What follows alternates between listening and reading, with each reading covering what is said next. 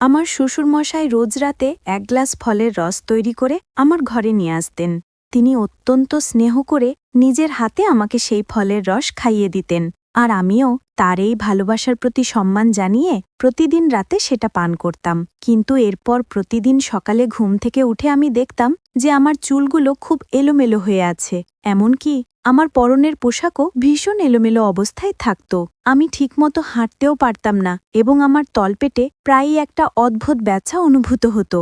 অনেক পরে আমি অনুধাবন করতে পেরেছিলাম যে আমার এই অবস্থার কারণ ছিল শ্বশুরমশায়ের হাতে তুলে দেওয়া সেই ফলের রস। আমার শ্বশুরবাড়ির প্রত্যেকেই নিজ নিজ পেশায় প্রতিষ্ঠিত ছিলেন। আমার শাশুড়িমা একজন ইঞ্জিনিয়ার ছিলেন এবং আমার স্বামী ও শ্বশুরমশাই দুজনেই ছিলেন অধ্যাপক। আমিও একটি বেসরকারি কলেজের অধ্যাপিকা হিসেবে কর্মরত ছিলাম এবং বিয়ের পরেও আমার চাকরিটা আমি চালিয়ে যাচ্ছিলাম। আমার বিয়েটা পরিবার থেকেই ঠিক করা হয়েছিল। আমার বাবা মা একটি ভালো পরিবার দেখে অর্জুনের সঙ্গে আমার বিয়ে দিয়েছিলেন। আমার স্বামীর নাম অর্জুন। সে তার বাড়ির একমাত্র সন্তান ছিল। যেহেতু তারা সবাই নিজ নিজ কর্মক্ষেত্রে প্রতিষ্ঠিত, অত্যন্ত শিক্ষিত এবং ধনী ছিল, তাই আমার বাবা আমার ভবিষ্যতের কথা ভেবে সেই পরিবারটিকেই বেছে নিয়েছিলেন। বিয়ের পর যখন আমি শ্বশুরবাড়ি আসি, প্রথম দিকে সবকিছুই স্বাভাবিক ছিল। আমার শ্বশুরমশাই আমাকে ভীষণ স্নেহ করতেন, এমনকি ভালোবেসে তিনি আমাকে মা জননী বলেও ডাকতেন। যদিও আমার আসল নাম রিয়া। আমাকে শ্বশুরবাড়িতে বিশেষ কোনো কাজ করতে হতো না। বাড়ির সমস্ত কাজকর্ম পুরনো কাজের মানুষ লক্ষ্মী দিয়ে একাই সামলাতেন। আমার স্বামী তাকে দিদি বলে ডাকত, তাই আমিও প্রথম থেকে তাকে লক্ষ্মীদি বলেই ডাকতাম। আমি সকালে তৈরি হয়ে নাস্তা সেরে কলেজের জন্য বেরিয়ে পড়তাম। আমার স্বামী আর শ্বশুরমশাইও একই সময়ে বেরিয়ে যেতেন। ওদিকে আমার শাশুড়ির যখন কোনো সভা থাকত, তখন তিনিও বাড়ি থেকে বেরিয়ে যেতেন। সেই সময় পুরো বাড়িটা লক্ষ্মীদি দেখাশোনা করতেন। বিয়ের মাত্র 2 মাসের মাথায় আমি অন্তঃসত্ত্বা হয়ে পড়ি। আমার গর্ভবতী হওয়ার সংবাদ শুনে আমার শাশুড়ি সবচেয়ে বেশি আনন্দিত হয়েছিলেন। আমার স্বামীও খবরটা শুনে ভীষণ খুশি হয়েছিল। আমার গর্ভবতী হওয়ার খবর পেয়ে অর্জুন বেশ কিছু শিশুর ছবি কিনে এনেছিল। সে আমাকে বলেছিল এই ছবিগুলো যেন আমি আমাদের ঘরের দেওয়ালে টাঙিয়ে রাখি, যাতে প্রতিদিন সকালে ঘুম থেকে উঠে আমি ওই সুন্দর শিশুদের মুখগুলো দেখতে পাই। তার বিশ্বাস ছিল এতে নাকি আমাদের সন্তানও খুব সুন্দর হবে। তবে সেই ছবিগুলোর প্রত্যেকটিই ছিল ছেলে শিশুর। আমার স্বামী আমাকে প্রচণ্ড ভালোবাসত, কিন্তু সেদিন আমি তার আসল রূপ দেখেছিলাম। যেদিন সে সন্তান নিয়ে আমার সঙ্গে তুমুল বিবাদ শুরু করেছিল। সে জোর দিয়ে বলেছিল আমার গর্ভে নাকি পুত্র সন্তানই আছে এবং সে পুত্র সন্তানই চায়, কন্যা সন্তান নয়। সে নাকি কন্যা সন্তান একেবারেই পছন্দ করে না। আমি তখন রেগে গিয়ে স্বামীকে বলেছিলাম, তুমি তো পুত্র সন্তান চাইছ, কিন্তু আমার গর্ভে যদি কন্যা সন্তান জন্মায় তখন কি করবে?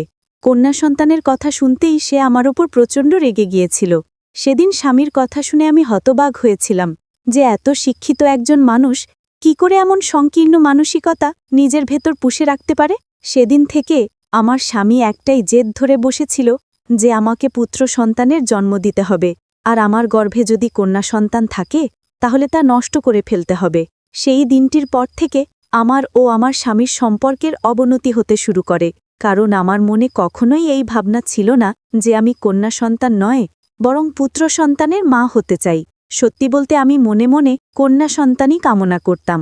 এরপর আমার স্বামী অর্জুন আমার উপর নানাভাবে চাপ সৃষ্টি করতে থাকে, এটা পরীক্ষা করার জন্য যে আমার গর্ভে কন্যা সন্তান নাকি পুত্র সন্তান রয়েছে। কিন্তু আমি পরীক্ষার জন্য মোটেও প্রস্তুত ছিলাম না। আমি কোনোভাবেই ডাক্তারের কাছে গিয়ে এটা জানতে চাইনি যে আমার গর্ভে কি সন্তান আছে। আমি ভেবেছিলাম এটা আমার প্রথম সন্তান, আর প্রথমবার যাই হোক না কেন তাতেই আমি খুশি থাকব। সেটাই হবে আমার কাছে অমূল্য সম্পদ। আমার শ্বশুর শাশুড়ি যখন জানতে পারলেন যে আমার স্বামী আমাকে ডাক্তারের কাছে নিয়ে গিয়ে পরীক্ষা করাতে চায়, তখন তারাও আমাকে বোঝানোর চেষ্টা করলেন।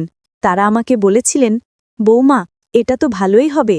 যখন তুমি ডাক্তারের কাছে গিয়ে পরীক্ষা করে জানতে পারবে যে তোমার গর্ভে পুত্র সন্তান নাকি কন্যা সন্তান আছে, তখন আমরা এখন থেকেই সেই সন্তানের জন্য জিনিসপত্র কেনাকাটা শুরু করতে পারব।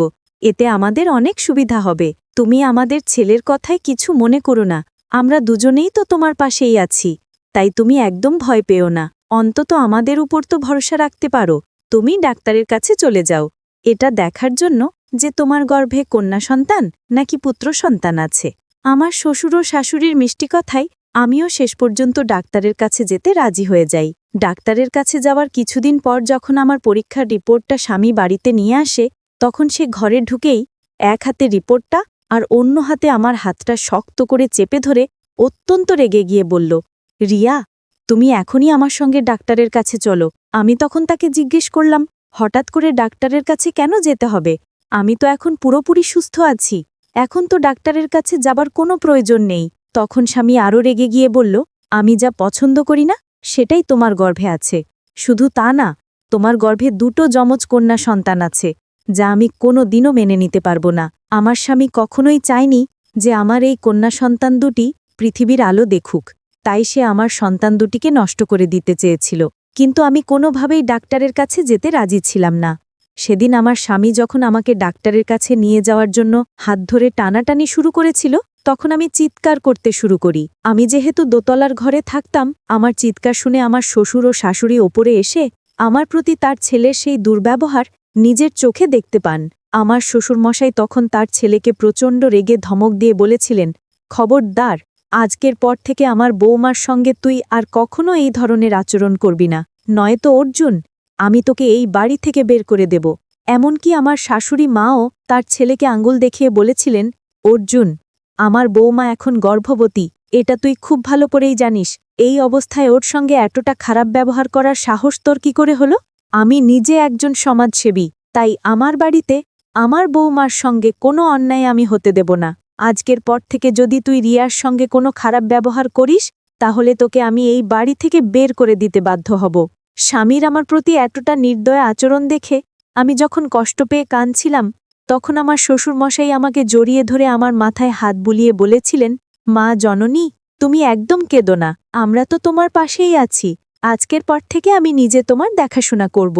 তুমি কোনো চিন্তা করো না, তোমার সন্তানের আমরা কিচ্ছু হতে দেব না, কারণ ওই সন্তান তো আমাদেরও, তাই আমাদেরও একটা দায়িত্ব আছে। এরপর আমার শাশুড়ি বলেছিলেন, বৌমা, আমি তো সারাদিন বাইরে ব্যস্ত থাকি, তাই তোমার শ্বশুরমশাই বাড়িতে থাকলে তোমার দেখভাল উনিই করবেন, তুমি একদম ভয় পেও না।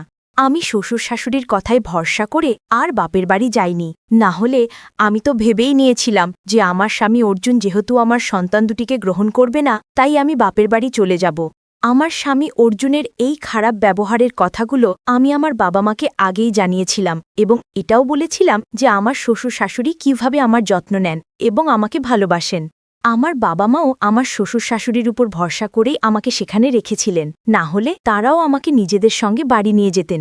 সেদিনের পর থেকে প্রতিদিন রাত্রে আমার শ্বশুরমশাই অনেক স্নেহ নিয়ে আমার ঘরে ফলের রস নিয়ে আসতেন, আর আমি সেই রস বেশ তৃপ্তি করেই খেতাম। কিন্তু আমি জানতাম না সেটা কিসের রস, কারণ শ্বশুরমশাই নিজের হাতে আমাকে খাইয়ে দিতেন। শুধু তাই নয়, তিনি বলেছিলেন, রিয়া, তোমাকে নিচে নামার কোনো দরকার নেই, বাড়ির সব কাজ বাড়ির মানুষেরা করে নেবে, তুমি শুধু ওপরে থেকে নিজের আর তোমার সন্তানের খেয়াল রাখো। শ্বশুরমশায়ের কথা শুনে আমিও ওপরের ঘরেই থাকতাম, যা প্রয়োজন হতো লক্ষ্মীদেরকে ডেকে বলতাম।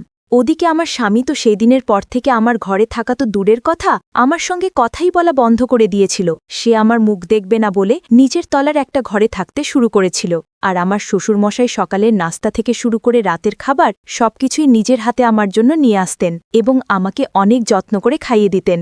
এভাবে প্রায় 1 সপ্তাহ চলার পর কেন জানি না রাতের বেলা শ্বশুরের হাত থেকে সেই ফলের রস খাওয়ার পরদিন সকালে আমার শরীরটা খুব খারাপ লাগত। এভাবে প্রায় 10 দিন কেটে যাবার পর আমি আমার শাশুড়িকে বিষয়টা জানাই। আমি তাকে বলি যে শ্বশুরমশাই আমাকে রাতে যে রসটা দেন সেটা খাওয়ার পরেই হয়তো আমার শরীর খারাপ করে। আমার শ্বশুরমশাই আমাকে এতটা ভালোবেসে রসটা খাওয়াতেন যে আমি তাকে না বলতে পারতাম না। শাশুড়িমা তখন আমাকে বলেছিলেন, বৌমা, এই কিছুদিন আমি সবার কাজে খুব ব্যস্ত ছিলাম, এবার থেকে তোমার খাওয়া দাবার দায়িত্ব আমার, তুমি একদম চিন্তা করো না, দরকার হলে আমি তোমাকে ডাক্তারের কাছে নিয়ে যাব। পরের দিন সকালে যখন আমি নিজের ঘরে বসেছিলাম, তখন নিচ থেকে হঠাৎ আমার শ্বশুর ও শাশুড়ির চিৎকারের শব্দ শুনতে পাই।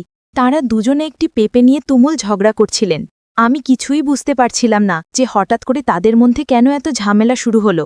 কিছুক্ষণ পর আমার শাশুড়ি দ্রুত পায়ে ওপরে আমার ঘরে এসে দরজাটা বন্ধ করে দিলেন এবং আমার হাত ধরে বিছানায় বসিয়ে বললেন, রিয়া, তুমি এক্ষুনি তোমার বাবা মাকে ফোন করে এখানে আসতে বলো, আমাকে এখান থেকে নিয়ে যাওয়ার জন্য। আমি তখন খুব ভয় পেয়ে আমার শাশুড়ি মায়ের হাত ধরে বললাম, মা, আমার ভীষণ ভয় করছে, আপনার আর বাবার মধ্যে কি নিয়ে ঝামেলা হয়েছে, আমাকে খুলে বলুন। আমার শাশুড়িমা তখন আমাকে যা বলেছিলেন তা শুনে আমার পায়ের নিচের মাটি যেন সরে গেল। আমি তার কথা শুনে ভয় হতবিম্ব হয়ে দ্রুত আমার বাবা মাকে ফোন করে আমার শ্বশুরবাড়িতে আসতে বলি, আমাকে সেখান থেকে নিয়ে যাবার জন্য।